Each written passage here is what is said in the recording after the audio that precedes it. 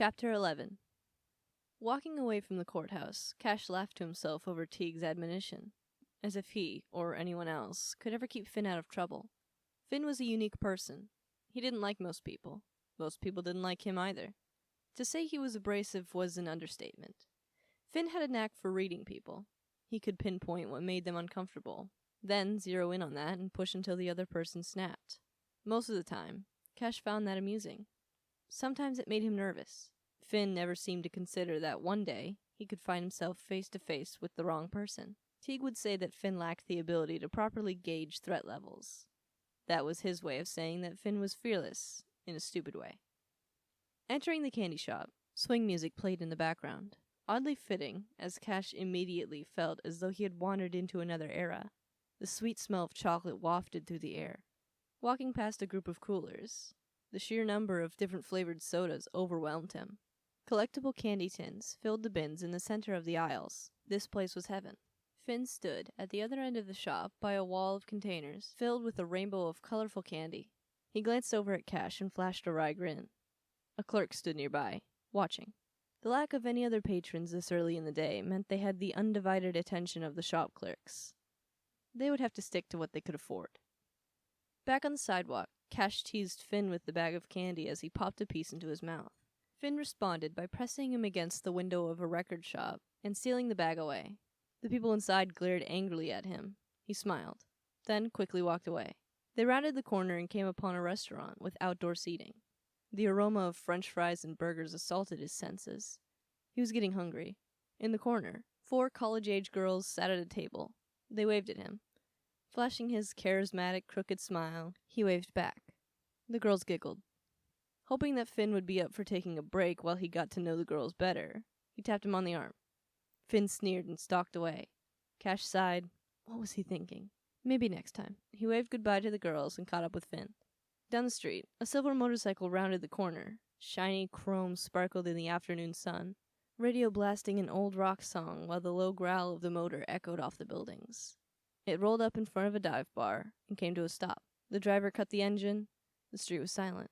Standing by, Cash and Finn watched as the couple dismounted and removed their helmets. The woman fiddled with her purse, then placed it back into the saddlebag and closed the lid. Bingo. Pretending not to care, they waited for the couple to walk into the bar. As soon as the door closed, Cash leaned over and peered into the darkened windows. The couple took their seats at the bar. Finn stood watch. Cash strolled over to the motorcycle. After a quick scan of the street, he tested the saddlebag. It was locked. That was no surprise. It was also not a deterrent. Locks like these were nothing for him. They were almost an insult to his abilities. He pulled out his multi-tool and used it to work the lock open. Smirking, he flipped open the compartment and pulled out the bag. A cloud of flowery perfume reminiscent of springtime lilac flowers exploded into the air as he opened the snap.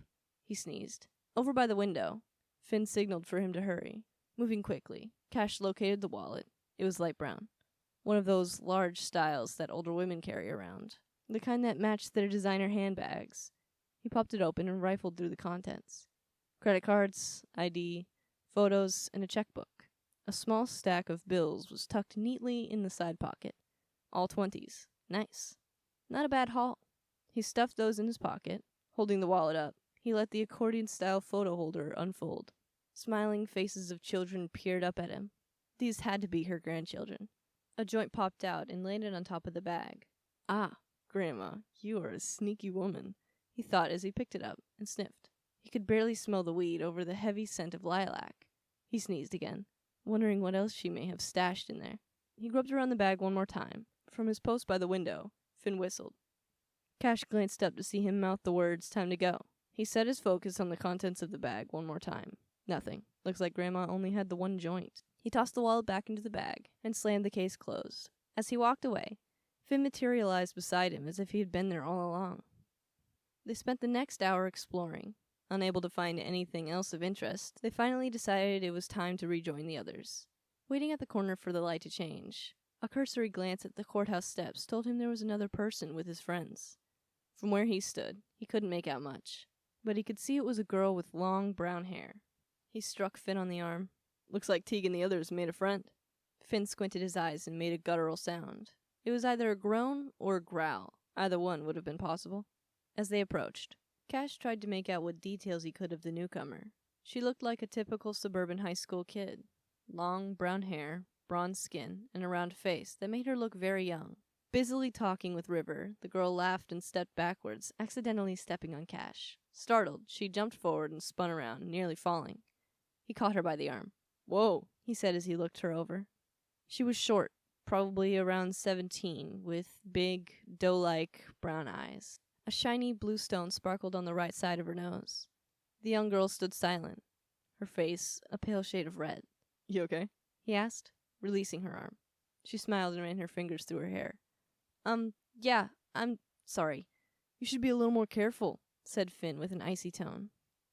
I'm sorry," she replied, staring at him with wide eyes. "Just in time," said River. "Beth, say hello to Cash and Finn." "Hello, Cash," said the girl, as she reached out her hand. He took hold of it gently and leaned forward.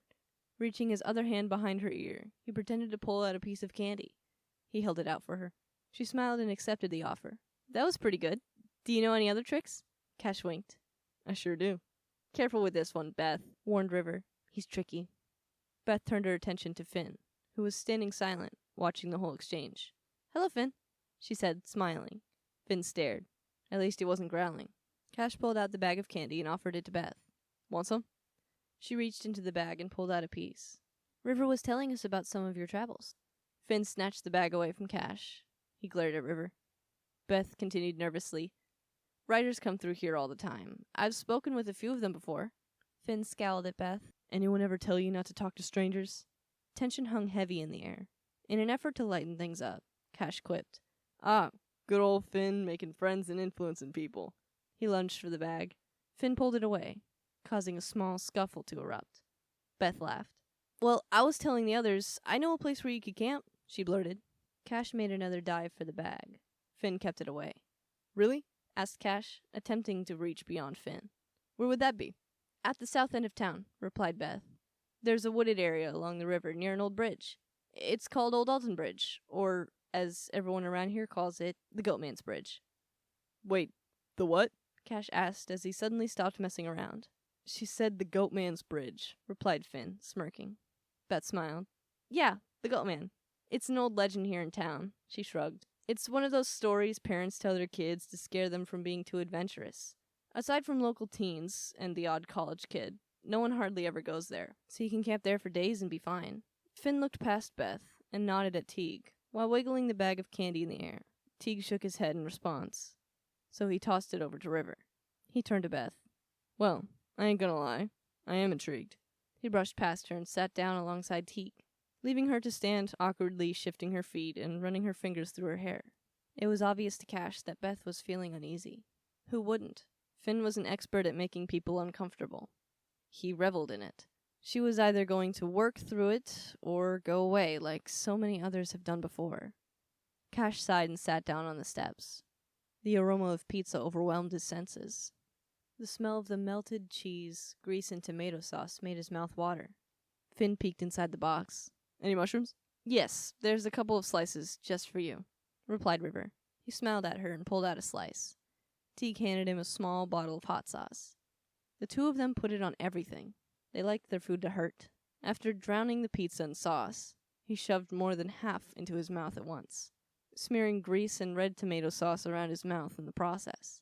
Chomping heavily, he swallowed loudly, without even a pause. He shoved the rest of the slice into his mouth, causing even more red tomato mess to ooze out of the corners. Cash watched with a mix of disgust and humor. Finn ate food like it was about to disappear. It was a sight to see. Watching him eat like that, one could almost see what it must have looked like when the cavemen devoured a mammoth. Finn swallowed and reached back into the box for another slice.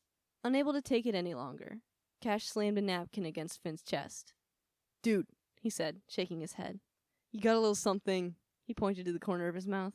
Finn twitched his nose and wiped his face, then glanced over at Teague, who grinned and nodded in approval. After finishing the second slice, he wiped his face, then said, "Okay, Beth, you have our undivided attention. Tell us about your bridge."